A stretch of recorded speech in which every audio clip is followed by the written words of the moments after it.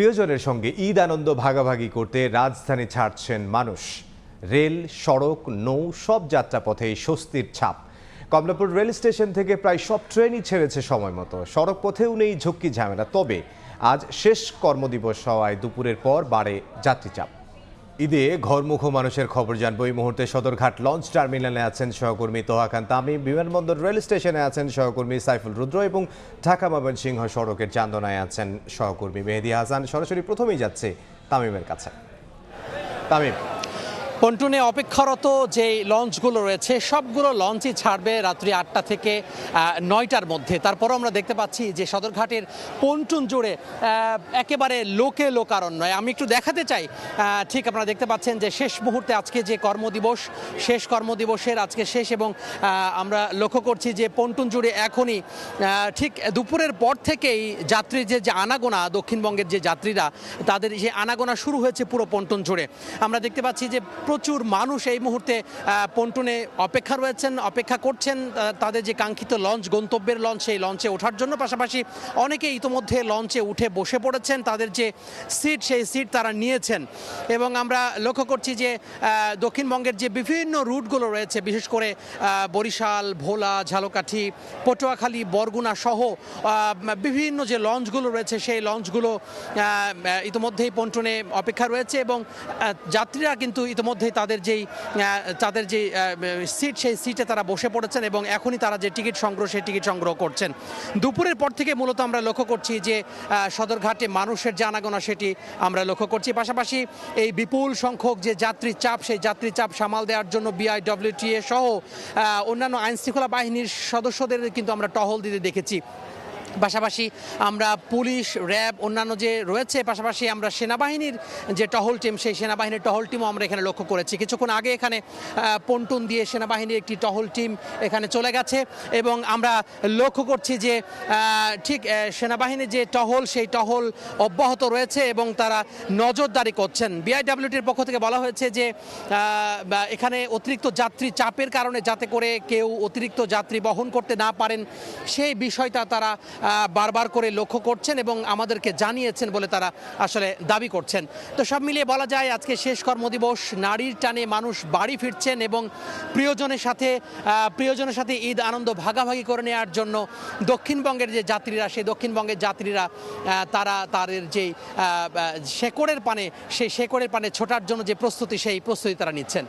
তো বলা যায় এখন যে লঞ্চগুলো দাঁড়িয়ে আছে সেগুলি ছাড়বে আরও বেশ কিছুক্ষণ পরে, প্রায় ঘন্টা দুয়েক বলা যায় বা ঘন্টা তিনেক পরে ছাড়বে এবং এখনই কিন্তু যাত্রী চাপে ঠাসা পুরো সদরঘাট লঞ্চ টার্মিনাল। তো এই ছিল দক্ষিণবঙ্গের যে যাত্রা, সেই যাত্রা। আমরা চলে যাব রেলপথের খবর জানতে। বিমানবন্দর রেল স্টেশনে আছেন সহকর্মী সাইফুল রুদ্র।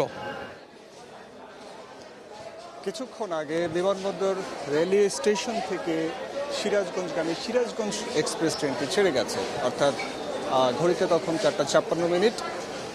সেই ট্রেনের অবস্থা যদি একটু আপনাদেরকে বলতে চাই তাহলে বলতে হয় সিরাজগঞ্জ এক্সপ্রেস ট্রেনটি ছিল কানায় কানায় পূর্ণ। একেবারে ঠেসে যাত্রী নিলে অবস্থাটা যেমন হয় ঠিক তেমন অবস্থা আমরা দেখেছি।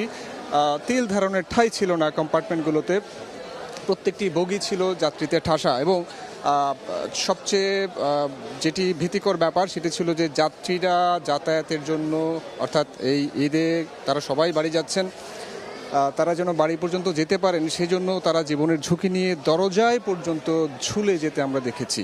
যে দরজায় যে মানুষ পা রেখে দাঁড়াবে সেই জায়গাটি পর্যন্ত ছিল না।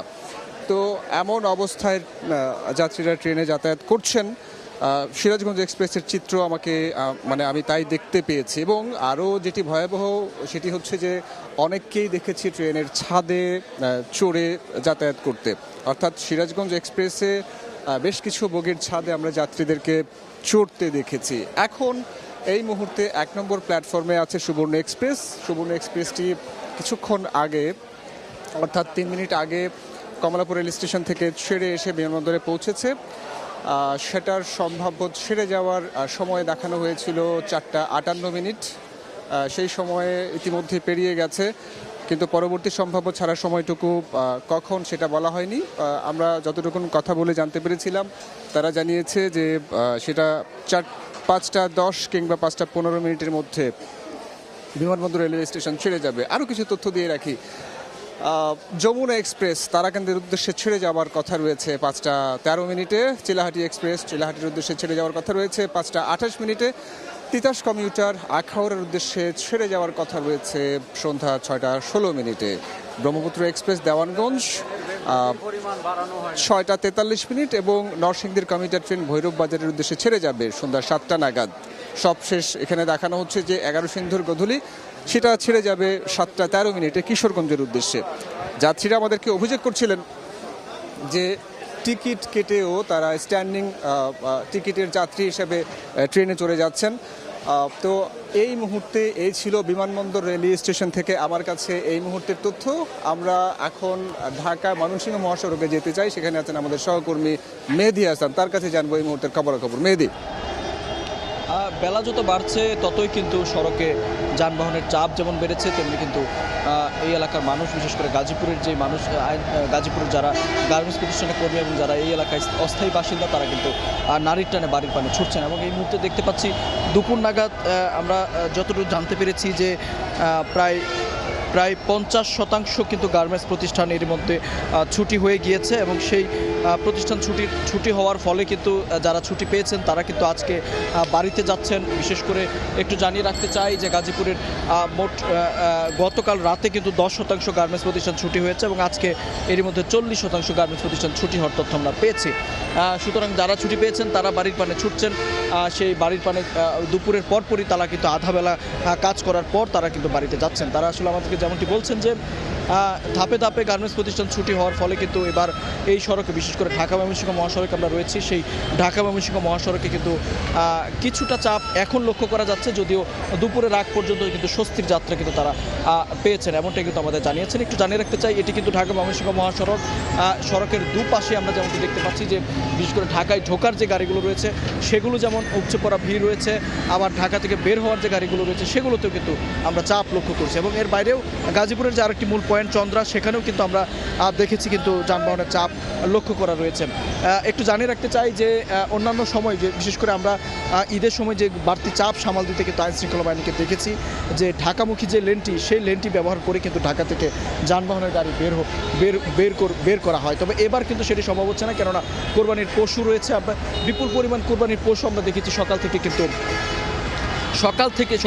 কিন্তু আমরা দেখেছি যে সেই পশুগুলো কিন্তু এই পথ ধরেই কিন্তু ঢাকায় প্রবেশ করছেন। সুতরাং সেই হিসাবে এখন পর্যন্ত আইন শৃঙ্খলা বাহিনীর কথা যদি বলি যে পর্যাপ্ত নিরাপত্তা রয়েছে আইন শৃঙ্খলা বাহিনীর পাশাপাশি কিন্তু সেনাবাহিনীর বেশ কয়েকটি টিম আমরা দেখেছি, তারা কিন্তু কোথাও কোনো বিশৃঙ্খলা দেখলেই তারা সেখানে আসলে আইন প্রয়োগ করে কিন্তু সেটি সমাধান করার চেষ্টা করছে। তো এই ছিল গাজীপুর চৌরাস্তা থেকে আমার কাছে এই যাত্রার সবশেষ তথ্য।